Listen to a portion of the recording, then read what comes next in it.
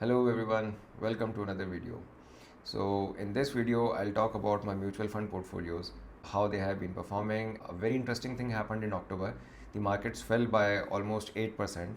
And how did my different mutual fund portfolio perform in this fall? We review our portfolios on a monthly basis as a family. We found very interesting results, so I thought I'd share them. Interestingly, two of these portfolios are professionally managed, and one is managed ourselves. And I'll also share my views on which one is better, whether you should go for professional advisory or manage it yourself. And finally, what we learned from this particular analysis, I'll share that. So, to give you a brief overview about the portfolios, these are the three portfolios. One belongs to my father, it's a 2-year-old portfolio. It started as a lump sum, but we did not invest lump sum in a single go. We did it in SIP or STP format. Same here. This is a 3-year portfolio. This belongs to me. This also started as a lump sum, but we invested in SIP format.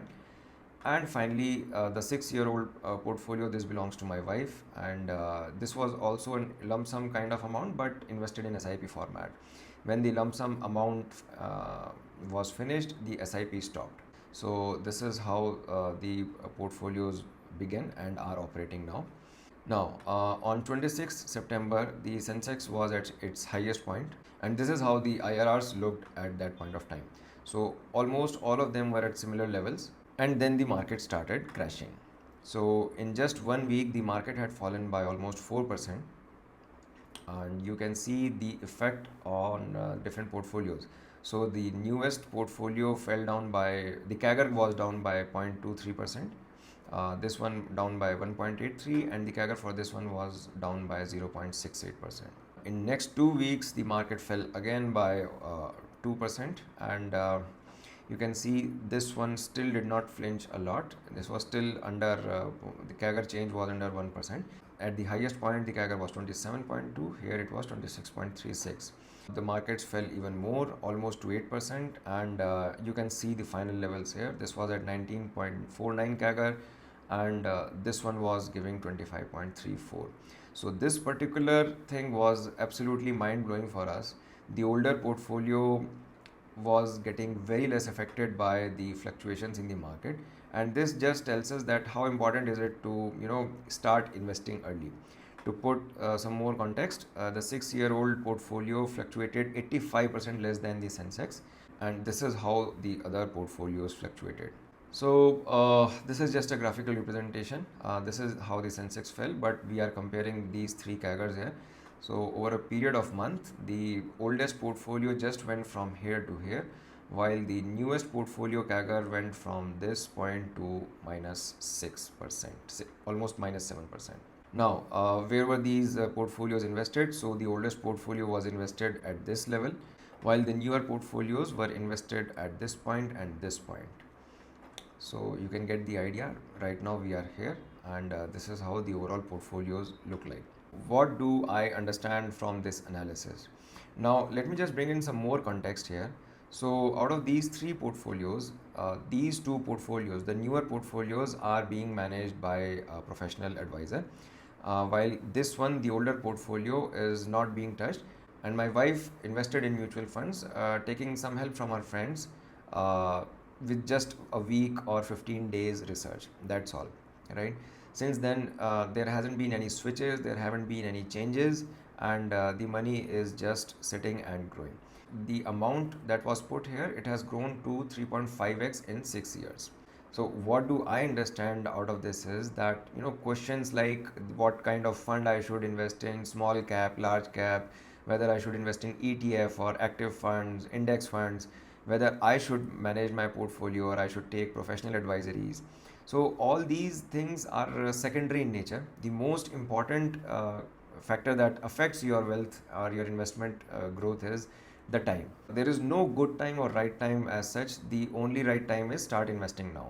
So the older your portfolio gets, the time kind of forms a protective layer around it, and it kind of safeguards it from the market fluctuations. All these factors are important, but they don't come anywhere close to time. So Yes, and then a lot of people ask about whether I should, wait for the markets to go down or whether I should invest straight away. You cannot time it, and I'll just show a couple of very interesting analysis on why all these things don't matter at all. The only thing that matters is start investing now. There's a popular channel called Weekend Investing. Mr. Alok Jain runs this, and he posted this analysis a few weeks back, and it is absolutely mind blowing.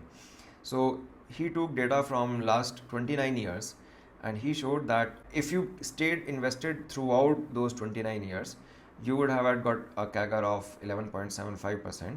If you had invested a capital of 1 lakh, that 1 lakh would have had become 25 lakh now, and the absolute gains would be something around this percentage, right? However, if you missed just top 10 days, right? If you were out of the market for just top 10 days, your net CAGR would have had gone from 11.75 to 8.45, and your end capital would have been like, this is almost less than half of this, right? So you can clearly see reduction in capital is 58%. Now, if you missed out on top 20 days of the market, you would have gotten less returns than an FD, right? Then there is no point in investing in markets at all. It clearly shows this. So, and if you missed top 40 days and so on, you can clearly see how the net appreciation or the net CAGR gets affected. And this is over a period of 29 years, so almost 10,000 days. So just 10 days have this much effect on 10,000 days. So you just cannot time it well. It is less than, the probability is 0.01%. You just cannot time it well enough. There was another study that I found. This research is published by HDFC Mutual Fund on their official website. You can check it out. This is for the recession of 2008 and 9. If you had invested at the peak of the market, your net CAGR would have been 19.9%.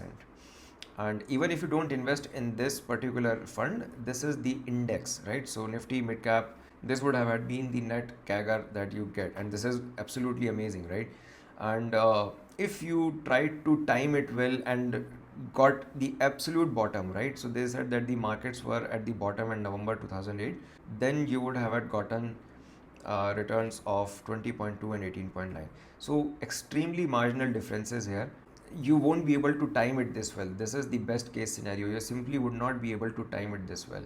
So the point is that you should invest right now. Now coming back to my experience with professional advisory. So I'm really happy with the financial advisory that I'm taking, and I'll recommend anybody and everybody to take financial advisory. You need to have your expectations right on what is the role of advisor. Their job is not to put your money in the absolute best mutual funds, because there is no such thing as best mutual funds. They keep on going up and down, right?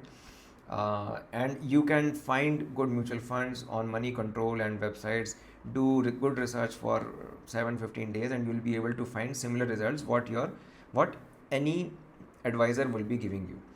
But to stay in the market when the market is crashing, and not feel bad or left out when the markets are rallying, and this happens to everybody. In fact, when I started investing at this point, and the market consolidated for around 1.5 years, at this from this point to this point, I was very irritated. I was getting 3 or 4% CAGR for around 2 years, and this is the point where the financial advisors, kind of convince you to not panic and stay invested. So yes, that's all about today's video. I hope this might have helped you in some form or the other. And if you have any questions regarding anything about my journey, my financial advisor, my portfolios, please feel free to ask. I'll be very happy to answer, and have a great day.